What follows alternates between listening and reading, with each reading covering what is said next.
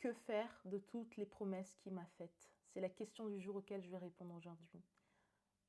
Je suis désolée pour toi qui viens de casser avec ton copain et que tu traverses une peine de cœur, mais c'est important que tu t'entendes ceci. Généralement, quand on vient de quitter quelqu'un, on a tendance en fait à idéaliser la relation dans laquelle on était.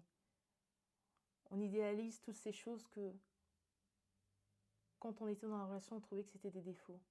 On idéalise en fait tous les détails du jeune homme. On idéalise tous les endroits où on était, tous les bons temps qu'on a pu passer ensemble. On se dit, mais ah, mais c'était bien, ah, mais c'était bien. La seule chose qu'on ne se rend pas compte, c'est que parce que c'est fini, toutes ces choses-là, ils ont l'air géniales parce qu'on les a plus.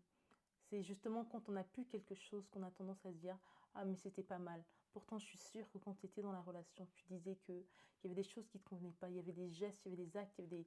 Je suis sûre que la relation n'était pas toute lisse, toute parfaite. Donc, mon conseil pour toi aujourd'hui, c'est arrête de te mentir. Arrête de regarder en fait cette relation au travers ta lunette de douleur. Parce qu'elle n'était pas aussi parfaite que ce que tu es en train de rejouer dans ta tête. Et mon deuxième conseil est le suivant.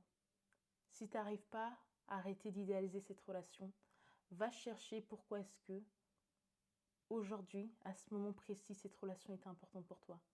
Ce qu'on ne se rend pas compte, c'est que quand on quitte quelqu'un qui nous a fait autant de promesses, qui nous a vraiment donné l'impression qu'on vit, que c'est réel, c'est beau, il y a un truc, c'est souvent en fait, ça cache un mal-être. Cette personne en fait comblait quelque chose qu'on n'avait pas géré en amont. L'amour, c'est beau, mais l'amour, c'est encore mieux quand on est complète, quand on est soi. Donc, ce que je te propose, c'est assis-toi et vraiment essaie d'analyser la place que cette personne avait dans ta vie.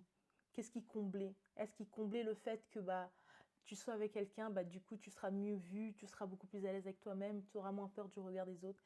Qu'importe ce qui comblait. C'est important que tu l'identifies pour que derrière, en fait, tu puisses travailler dessus. Et en travaillant dessus, tu vas t'en rendre compte, mais très vite, que ta prochaine relation, elle va être différente. Tu auras des réactions différentes. Tu seras amoureuse de manière plus sainement.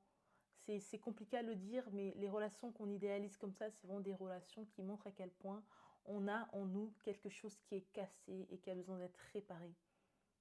Et je te souhaite sincèrement, à la suite de cette vidéo, de prendre du temps pour toi et d'aller te réparer.